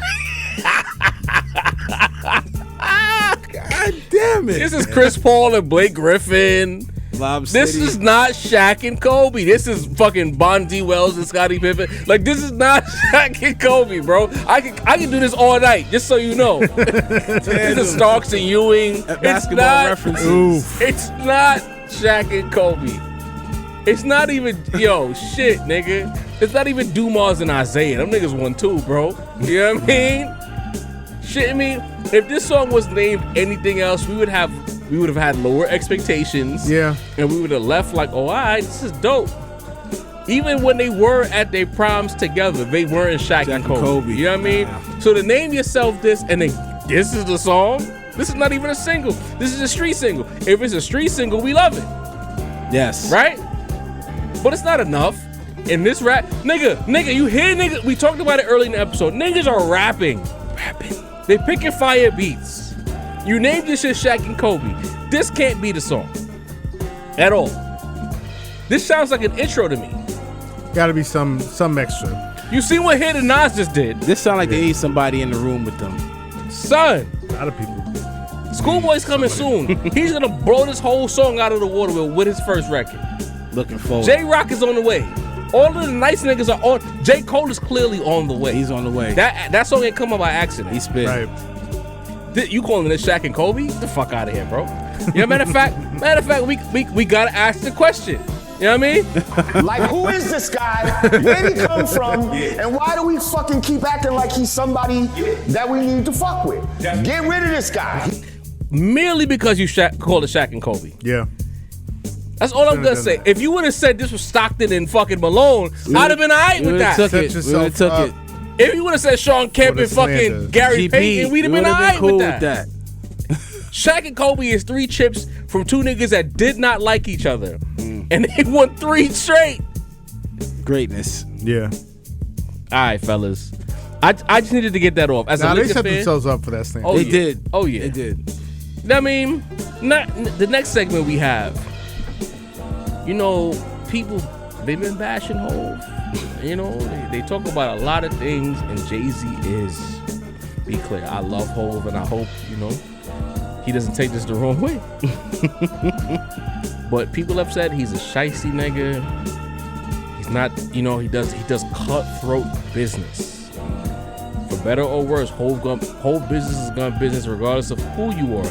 Outside of maybe a handful of niggas on that inner Facts. circle, you are expendable, right? Especially if you don't move the way he wants you to move. Well, since the Rock Nation NFL agreement has gotten together, the halftime show has been decidedly black. Rihanna had a solo show at the Super Bowl last year. Facts. We had the West Coast medley the year before that. And I know I'm forgetting motherfuckers, but it's been very black. Usher, although Kaepernick hasn't gotten the job yet, and that was part of the agreement, we already know what it is with that. But now Usher, with no new music coming out, gets the halftime show at the Super Bowl. So maybe the Rock Nation deal didn't get Kaepernick back in the league, but it's getting black people back on the halftime show. What is Sin had? Speak your truth, Sin. I know you got some takes. We had a big argument many moons ago. The way this was offered up, plated up to the masses, to the audience was, you know what I mean, Hov is looking out for the community, for the people. You know what I mean? NFL has not been doing right by our people, black people, you know, people of color. Oh boy. And so Hov came up, he sat at the table, and people was trying to tell me, Jarvis people. Yo, you give him a chance. Like, you know, he's gonna talk to these people. He's gonna, you know, you got to give it a chance to work out the way it's supposed to work out. You know what I mean? So they could do what they're supposed to do. And I've been waiting. What are you waiting for exactly, Sam? How long has it been? It's been what, 3 years? 3-4 years. Kaepernick don't got a job in the NFL still. Right. You know what I mean? We were, you know, there was supposed to be some sort of initiative to combat, you know, police brutality. You know, they're supposed to like support, you know, organizations that fight against police brutality, something to that effect. I'm sure they have. I don't see it. I haven't seen it get any. You haven't seen it be any reported. publicity. You know what I mean? All I've really seen is look. Shouts to the halftime show. It's been increasingly more black, but all I'm really seeing is Jay-Z's getting his friends to do the Super Bowl halftime show, and that's pretty much it. That's all I'm really seeing. All right, that's fair. You know what I mean? That's like where's the social change that we were promised? Where's the, you know what I mean? The trying to help the people in the struggle. You know what I mean? Colin Kaepernick ain't got no job yet. Where's that at? You know what I mean? It's nice. It's nice to have Rihanna at the Super Bowl. It's nice to, I love, you know what I mean? Dr. Dre, 50 Cent, everybody for that hip hop Super Bowl show. Not Eminem? Eminem was cool. Kendrick, I love Kendrick. At the Super Bowl halftime show, he gave the best performance at the Super Bowl halftime show. Snoop, Come on, bro. he did. Right. He did. Come on, Kendrick had the best performance. He had the best set. son. Kendrick had the best set at that show, bro. The fuck are you talking about? I just said what I'm talking about. He had the best set at that show. Yeah. Snoop, you know what I mean? But look, all in all, it's good, but it's not enough. Okay, that's fair. Dini. I agree with what Sin said, pretty much to the T. Everything except for the Kaepernick thing, because to me the Kaepernick thing don't really do much. You could give him a job for a year and cut him the next season, and then what would have been? You know what I'm saying? So that's neither here or there. But I mean, Usher at the Super Bowl. Let's talk You know about what I'm saying? It's gonna be fire. I mean, that's a big shout out to Usher. You know, has his residency in Las Vegas. You know, singing the best tracks, getting niggas' baby moms in trouble. You know, he's doing a lot of shit out here in these streets. I'm happy for Usher for this. I think, with the exception maybe like Chris Brown, Usher's been like the closest thing we had to Mike Jack. You know, so I always try to find the win in the loss. You know. And as much as we want Hov to, you know, be the super nigga and, you know, get all the police shit back on track and get all the things back on right, did you really think Hov was gonna be able to do that though? Look, like it's one man. but it's I understand all that. It would have been nice. It's just, you know what I mean. Then don't say it. You know what I mean. You're right, but you know, Don't promise something that you don't make a promise you can't keep. You're Don't absolutely promise something that, like, you know, you don't know if you're gonna be able to pull that off. Pause. But it is nice to see people from the team on the stage getting their props. You know what I'm saying? Yeah, Riri it up is. there was a It just- monument, man. It just seems like a lot of performative representation. As It's opposed like, to actual change. You know what I mean? It's like, yo, let's just, and it always seems to be the same thing. It's like, yo, let's make it look nice Quell instead the of masses. actually making shit better. You know what I mean? I dig it. Can I go? Nah, jump in. All right. So I just want to, I did a quick Google search. I'm ready for this. and I want to just read off the names since the Janet Jackson fiasco. Okay. In 2004. So 2005, we had Paul McCartney solo as the halftime show. Beatle. The Rolling Stones solo at the halftime show. Prince and the Florida A&M Marching Band in 2007. Okay. Tom Petty and the Heartbreakers. Bruce Springsteen and the E Street Band. 2010 was The Who. 2011, Black Eyed Peas. We don't claim them. Don't even We do don't. it. Shout out to Will I Am. 2012 was Madonna laughing my fucking ass off. Wait, The Who? Yeah, they was there. 2010. Damn, man. I remember the Tom Petty shit too. Fucking 2012, Madonna, LMFAO, Nicki Minaj, MIA, and CeeLo Green. 2013, Beyonce and Destiny's Child. Nature. 2014, Bruno Mars, Red Hot Chili Peppers. 2015, Katy Perry, Lenny Kravitz, Elliott, Arizona State University Marching Band. 2016, Coldplay, Beyonce again, Bruno Mars again, Mark Ronson and the University of California Marching Band. 2017, Lady Gaga. 2018, Justin Timberlake, his first appearance creasing up the threes since showing Janet Jackson titty. You know what I mean? 2019, Maroon 5, Big Boy and Travis Scott. 2020, Jennifer Lopez and Shakira. 2021, The Weeknd, that crazy performance during COVID. You know what I mean? Trapped in the closet. So I think that Hov showed up right around the weekend, I want to say. I could be wrong. We had the argument 2019, so I say maybe Jennifer Lopez and Shakira. But what was definitely missing from the Super Bowl halftime show was hip hop. And the argument was, what's the number one genre in the world? Hip hop. But you keep rolling out all of these white acts, and while there were black people there, the headlining acts were old white guys in the Super Bowl. Rock Nation gets involved, it gets prohibitively blacker by default. Now, Hov, I can't, as I get older and I understand shit more and more, with life comes experience. You can't co-opt what was going on with Kaepernick and say we're past kneeling and then don't guarantee him a job. In 2019, I believe that Hov getting that agreement with the NFL was basically going to streamline Kaepernick being back on that field. I believe that 100% in a time when we did that episode, because I felt like the NFL realized that it was bad business, it's bad publicity. We got to get this guy on the field. He did get the workout. He got a workout within 6 to 8 months after the Rock Nation deal, so things were in motion. Fair is fair. If you're a sports fan, you know. A lot of things happen behind the scenes, and some might argue that Kaepernick kind of sabotaged himself with the way the workout was handled. And he didn't do right. He didn't play the game. Real specifics with that too. Like he changed the location of the workout. A lot of shit got wacky with that. You know what I'm saying? A certain type of QB. Yeah. But all the other things that has happened, I don't know. I don't want to speak to it because JC has a habit of doing things behind the scenes that we don't hear about for years. So I'm not gonna bash him, but on a Kaepernick front, we were led to believe that by you getting in bed with the NFL, this guy who's been ostracized will be back in the league. It's been about the Rap Roundtable's been around 4 years. So it's been about 4 years since that announcement. And Kaepernick's still not in the league. He just sent a letter to the Jets trying to get a workout, right? So from that perspective, there's egg on Jay-Z's face.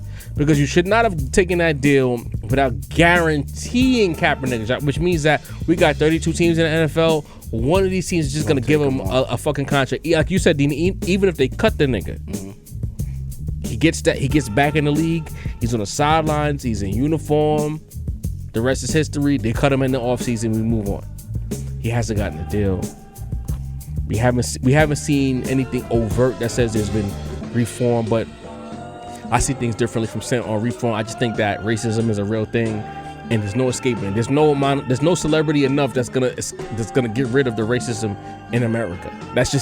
It's part of the infrastructure of Americana. That's my point of view. Yeah. But he hasn't done anything loudly enough to where we could say, all right, this is moving in that direction. Well, the thing, if I could interject for just 1 second, like I think with Jay, and I've gotten this feeling from him his whole career, is that and he's not the only one, because there's a lot of people that probably think like this, that would, like, when they do it and when they make it, that is enough of a motivation, you know what I mean, for everybody else to look at and follow suit. You know what I mean? Fair enough. And it's not as simple as that. And I feel like that in Jay's mind, he's like, this is where I am, and I'm at this table with the NFL, and I'm getting all of this black representation at the Super Bowl halftime show, which is great. I'm not. It is great. Let's be clear. It is great. It's amazing. great. It's great. But there's a lot of work that needs to be done at lower levels. There's a lot of community work that needs to be done. There's a lot of political work that needs to be done. We don't know that. We don't know that. But all we're seeing is here's a black face. Here's a black artist at the Super Bowl halftime show. Can y'all shut up now? Are y'all happy now? That's how I feel. That's how I know. I respect that, but we got to look at things a little bit differently. We're older, we're adults, we're cynics, but we can't speak for the kids, right? As much as we have life experience that says it might be a black face, go sit down somewhere. That 7-year-old watching the Super Bowl, seeing their favorite black artist get one of the biggest stages in the world, because the Super Bowl is one of the biggest stages. That halftime show, 112 to 20 people watching your shit. That young kid sees that, they get inspired. Just like when Obama was president. There were kids who were 8 years old when Obama left office who did not know that there was a white world prior to Obama being president. They only knew Barack Obama as president. So that impact, we can't understate that impact. We can't understand that impact.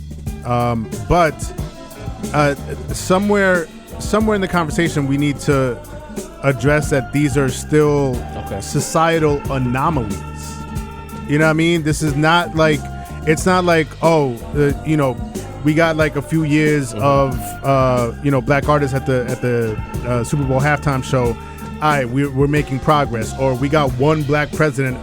We making progress. Right. Like, there's still a lot of work that needs to be done at multiple levels of society to really, push through these struggles that we go through. You know what I mean? But like, again, at the end of the day, like, I feel like somebody like Jay-Z is just like, yo, if I made it, then you can make it, which is a nice message. It's a nice message, but it's not it's not completely honest. There's a lot, it's still a numbers game. There's so much more to it than that. Our communities are still, there's food deserts. There's, there's lack of resources. There's it's still going on in our community. So it's it has to be more work to be done than that. Well, you know what? I think that the issue is, as much as Jay can try to get more of us in that room when it comes to specifically the NFL, that old boys club, and the people who make the decisions and the team owners, they don't want that shit. And one black dude ain't enough. It is what it is. Right. The NFL, I always say this shit year after year. The NFL is the perfect depiction of America. Right? Yeah. It's a white world. It is what it is. I'm not saying that you don't already know. Don't argue with me. I'm not here to fight. The quarterback is the most lucrative position in the NFL, right? Mostly populated by white guys. People, yeah. But most of the skill players in the NFL are black guys. Brothers. And then when the black guy tries to level up to become a quarterback, they face pushback. Albeit in recent years, you've seen more and more black guys because natural progression is you can't fight it after a while. It's too much athleticism. It's too much talent. You got to let niggas in. You got Jalen Hurts. He was just the starting quarterback in the Super Bowl. Patrick Mahomes is mixed. As much as you want to front and say he's a white boy because his voice is white as fuck, Mahomes' father was a black man who was a professional athlete. Therefore, Cam Newton. He's a black quarterback. Cam Newton. You said Lamar Jackson. There's a lot of niggas. We got homie CJ Stroud over there in Houston, Texas right now. What I'm saying is RG3 was there for a bit. There you go. But the most high-paid position, the CEO of the NFL, is the quarterback. And they're white guys. Yeah. And underneath him is a bunch of black dudes who have to scratch and claw to get their way to the top. And a lot of times when they want to get paid, the bosses, the execs don't want to pay him. Then they got to hold out and they got to fight to get paid. That's the NFL. The NFL is a depiction of America. So it's like when you look at Kaepernick not getting in, those white dudes already decided he's never coming back. It doesn't fucking matter what Jay-Z, Rock Nation, or whatever, Al Sharpton, whoever the fuck you want to name, he's never playing in our league again. A whole line of big black dudes protecting one white dude. All right. That's crazy. As he's trying to conquer the opposing territory. Filled with black dudes. Crazy. We not the political brown table, but it happens sometimes. You know what I mean? And it just goes to show you that Jay did what he needed to do. And I think, you know what? I'll shoot Hov some bail here. I think he believed that he was stronger than he was actually led to believe in real time with that NFL deal. And they probably made some verbal concessions that they would consider Kaepernick, knowing damn well they were never going to do it. Never. That's what I think on that front. He got conned.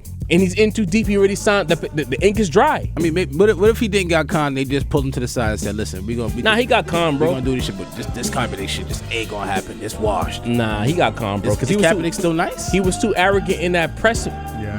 When he was like, "We're beyond kneeling," he thought that he had it.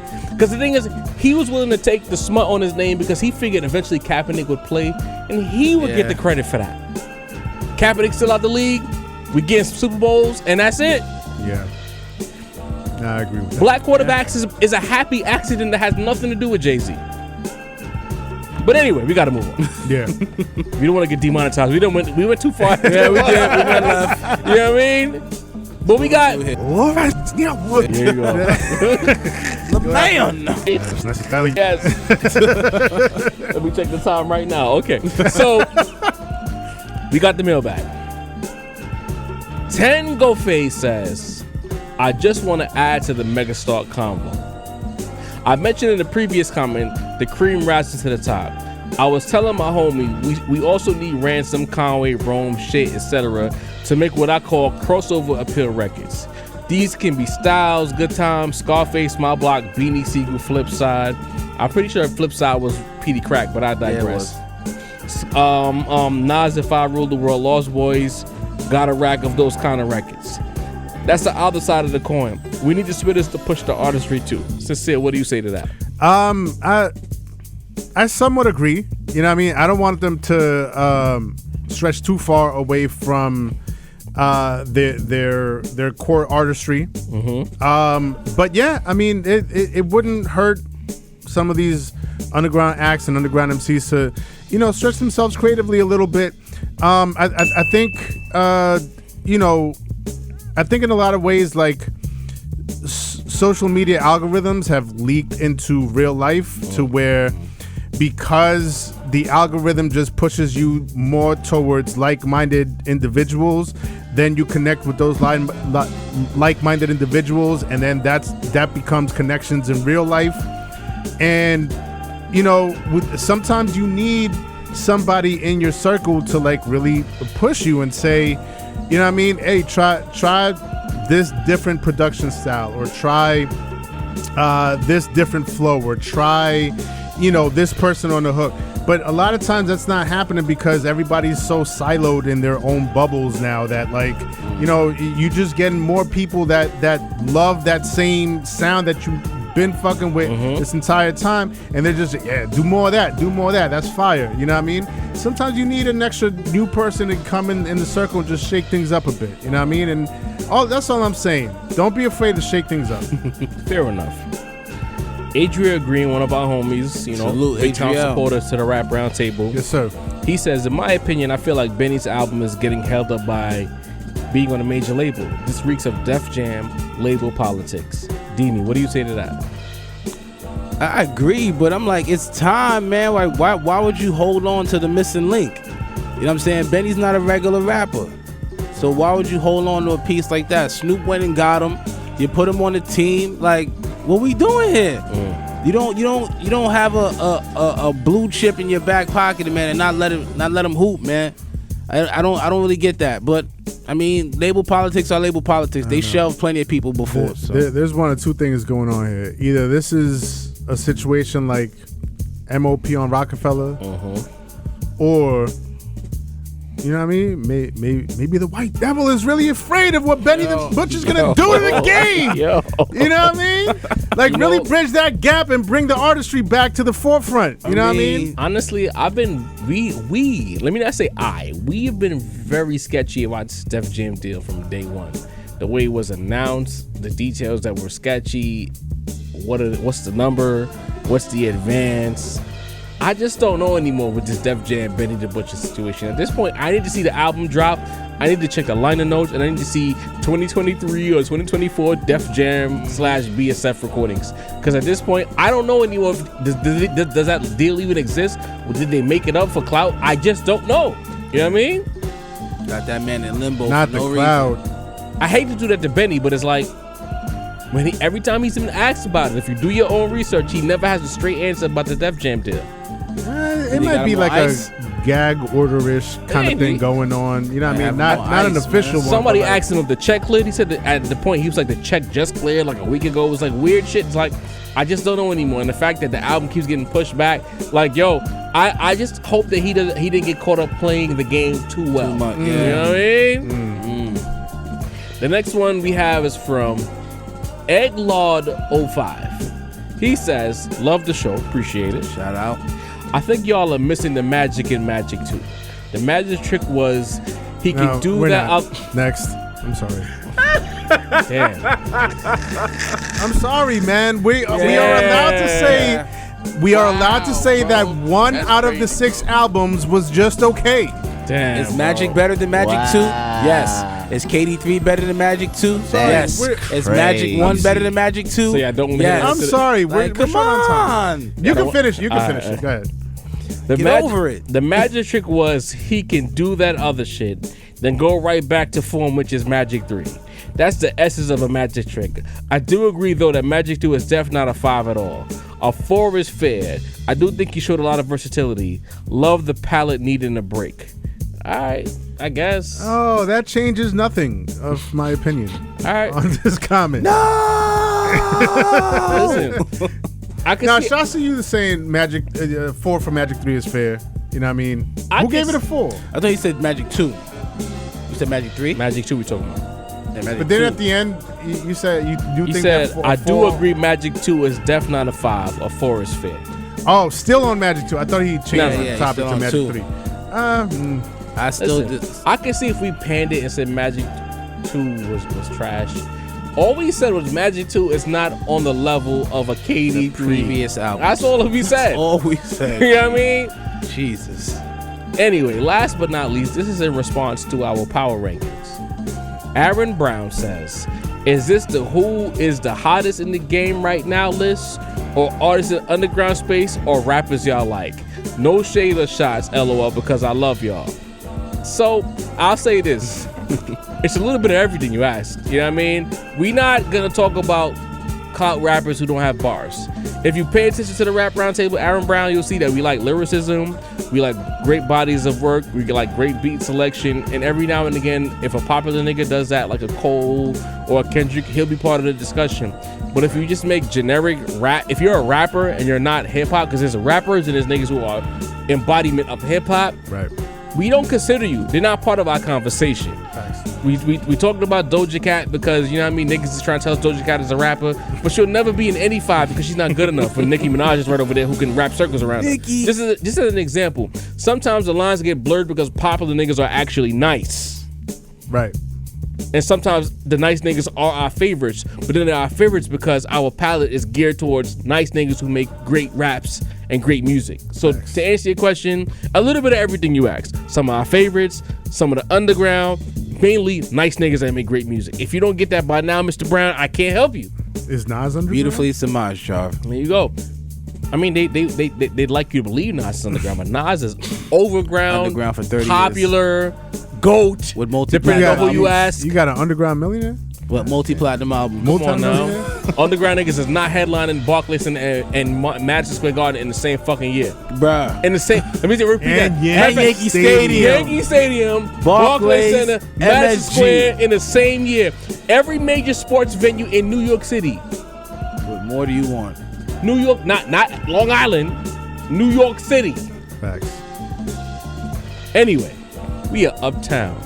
Ah, We got our swimming gear on because it's puddles and floods everywhere. big rain. We got some beautiful harlots, but they're a little chilly with their bikinis on because it's not summer anymore in New York. Quite brisk. Then we got even further uptown and we looked at the tulips and they are water soaked. They are ruined. Bro. Sincere is absolutely beside himself and he needs you to absolutely Get off my lawn. First of all, this goddamn weather. oh shit. This rain got to get off my lawn. Talk about which, it, which is, a bit of a, two-sided coin because, it's watering my lawn. But still, But it's too not much water allowing is a me. thing. Right, exactly. And it's not allowing me be to bad for you. enjoy my lawn. So please, get off my lawn, weather. Beyond that, this lawn segment goes out to the casuals out there. Oh, let's talk about it. And I've probably talked about this in the past, possibly on the lawn segment too, but this one specifically goes to show casuals, concert casuals. Oh, you're not talking about homie who's trying to talk to us at the Barclays show. Bro, listen, y'all are in my way, man. I'm We're trying. not friends. Yeah, y'all are in my way. If you pull up to a concert or a show, I'm gonna need you to recite some lyrics for like at least 3 songs. Shouts to Deanie. You know what I mean? You gotta recite some bars for real.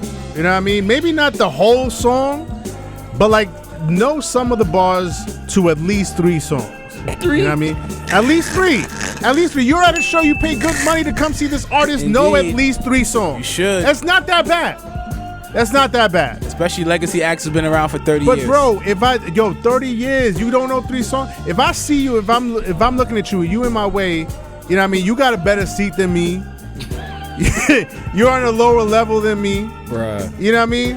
And you paid all that good money, and you don't know no songs. You're just sitting there, or standing there. You know what I mean? Looking like a deer in the headlights. Come on, bro. Like you got Nas and Wu-Tang, and you can't recite none of the Ice Cream. But isn't it that the way it is Cream. though? The nigga, the last seat in the house is screaming at the top of his lungs. Made you look. First Nah, you wasn't there, Deanie. There was a nigga right behind us who didn't recite shit but was asking us trivia questions. If I ruled the world, Come on, Something. man. These are Triumph, huge it's songs. These yours. are monumental songs. Ice Cream. Someone was like, is this the Protect first your or the neck. second version of the joint with Mary? And I'm like, I don't remember, nigga. Bro, Wow. if you're a casual pulling up to the concert, I'm gonna need you to get off my lawn, get out of the way, give up that seat to somebody that's a better fan than you, that appreciates the music more than you. Culture. The fuck out of here, man. Damn. Get off my lawn. When we got to what we thought was our section, I didn't realize Sincere took note. Because like we were in that little balcony area and everybody who was seated, they were just sitting there. They weren't reciting any lyrics. They weren't getting hype. The verbal intercourse shit happened. Nobody got hype. We were just, I was filming over their heads type shit. And it was no, like, who we were there for. You know what I mean? Shout out to homie I was sitting next to in the back. This nigga knew every word to everything. Me and him was going crazy. His lady was there. His There you sister go. was there. Salute to him. It's a good Ball fan. work. Yeah, But then man. we- Really then we- I enjoyed it. invite you to my lawn. There you go. Then we relocated to where we was at for the second spot. And it was Sin and I was standing up, and they had like 3 niggas behind us. And at no point, like Sin is in his groove, like he know all of them. He knows Sin know the vibes. He like I was trying to get a footage of him reciting the shit, but I wasn't in time. But the whole time Sin is in his bag. There's 3 niggas behind us, and then the one little nigga with the dreads is like it was a joint with Method Mary, and he was like, "Yo, did this come before? Did Method Man do this because Old Dirty did a joint with Mary first or some shit like that?" And I'm like, bro, I don't fucking know. Niggas playing Jeopardy at the concert. No lyrics recited, but got trivia questions, and then eventually they just kind of left. You know what I mean? Good. Yeah. You know what I mean? Get outta here. I'm not the lyrics guy, but if I love a song, I know the words. The songs that I love, I know the words. We were like Right. some of the last niggas out of I'm Barclay. saying, you Look, go to go. a show, you should love at least 3 songs. But looking around our section as a whole, there was not enough reciting Wow. going on outside of the nigga with the Henny bottle in his mans. They both had a pint of Henny each, and it was in their bag. That hen But dog. our section was very quiet. Both sections, in fact. And you know what? And I see this as a trend, like, and I was saying it that night. It's like some people will see a show, they'll see the names, you know what I mean? They'll see the logos. Gotta be in there. And they're like, yo, bro, like, we got to go to this show, and not really know. They don't really do the knowledge of the artist that's the knowledge. performing. Sin don't usually use that phrase, so you know he tight. Get Yo. off his lawn. If you didn't do the knowledge, Do your knowledge. if you had a show asking us Wu-Tang trivia questions about who did a song with Mary first, if you got great balcony seats and verbal intercourse comes on and you say nothing, in fact, if you're in a whole section and you didn't say anything at all the whole night, Criminal. you're at Nas and the Wu show and you're supposed to be lit. Do better next time, or don't go to any more shows. This has been episode 81 of the Rap Roundtable. Again, we traversed the monsoon to get here. Yes. We made it. Battle the waters, y'all. Niggas took all means of transportation to get here. We hope y'all appreciate that. You know Part of what the I'm saying? Red Sea and all that. Facts. There's no Moses. no enhancements. Shout out to New Delhi. Organic. Shout out to Bangladesh. Shout out to them. Shout out to India. Shout out to Morocco. Shout out to Kazakhstan. Afghanistan. All the Shout out to stands. Afghanistan. That whole Fucking area. Enhancement free. We love what we do. We hope that y'all love what we do as much as we love what we do. Facts. Dealing the balance. Take us home. Yo, salute to y'all for rocking with us. Everybody in the chat, all the viewers, subscribers, share. Rap Roundtable, you know what it is. Roundtable merch. Get a hat. Shirts on the way. Talk to us if we should do them hoodies, y'all. Should we jump straight into the hoodies or should we do the tees? What y'all want? You let us know. We're going to give y'all what y'all need. Shout out to super producer Josh in the building. Yes, sir. We're standing hell, sleet, hell, snow. Making us look good in all them photos. Perfect. You know what I mean? Salute to him. Shout out to Macito, couldn't be here with us, but he's always with us. My geyser. Shout out to Jarv, the point guard. Yes, sir. Effortless on the lobs. Most beautiful assist you'll ever see. You hear the production. Is it Stockton to Malone or Peyton to Kemp? Nah, we gotta do a little better now.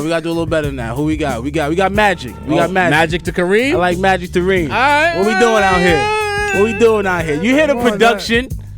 You hear it. My Shit. favorite beat, my favorite producer, Sincere the Rap Snob. If you're a rapper and you really, really rap and you really want to get your bars on some solid, just lush production, holla at this man. Really, Sincere 819. Let me Sincere Beats. Sincere, you changed up. Yeah. Sincere Beats. Sincere Beats, holla at me. Real quick, we did a segment on Volume 2 Jay-Z.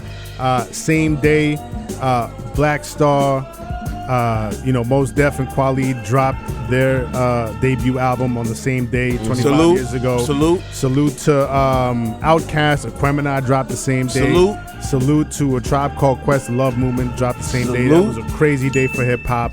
So just want to salute that real quick. Matter of fact, I'm gonna be a little negative, but it has something to do with Sincere. I don't remember your name right now, but the nigga in the comment section saying that Sincere loves depressing beats. You can also get the fuck out of here, nigga. This is depressing. You know what I'm saying? Like, hey, it's one thing to challenge us and say we're full of shit. We always invite that. But if you come on some hating shit, some negative shit, you're always invited to get the fuck out of here. All right, Dini, I'm done. Welcome to the Frank Stand. There you go. Shout out to everyone fucking with us. Salute, you know what it is. Dini the Balance, Sincere the Rap Snob, Jarv the Point Guard, Macito the Voice, we the Rap Round Table, and we out of here. Sir. You dig? salute, Boom. salute. Toast up. Boom. Toast up. Salute. Yes, sir. 81. My guys.